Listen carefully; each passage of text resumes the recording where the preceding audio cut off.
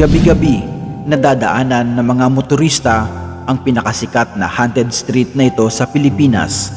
Isang kalsada lang, pero libo-libo ang kwento dito. Welcome sa Baliti Drive. Ang Baliti Drive ay matatagpuan sa New Manila, Quezon City. Pangalan niya galing sa mga baliti trees na nakapaligid dito nung araw. Sobrang lilim daw dati dito.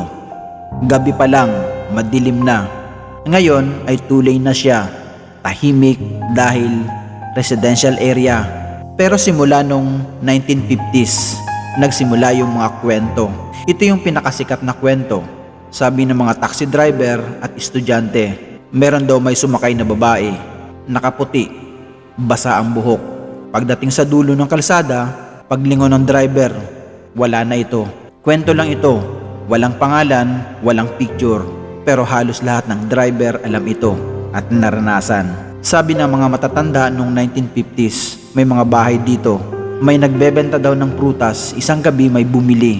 Pagising sa umaga, yung bayad, dahon pala. Paulit-ulit yung kwento na yan sa mga lola. Ito naman ang kwento ng driver na mag-isa lang siya ng 12 AM hanggang 3 AM. May nakikita daw siyang naglalakad sa gitna. Pag binusinahan, biglang mawawala sa harap ng sasakyan.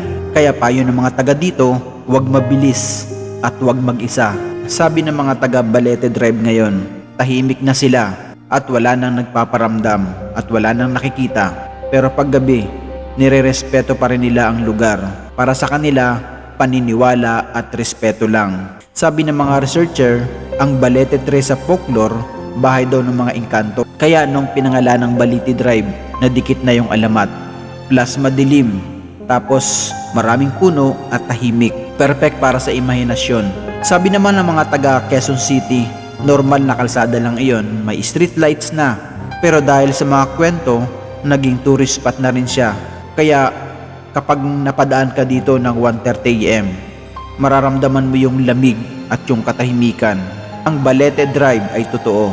Yung mga kwento, nasa sayo na yan kung paniniwalaan mo.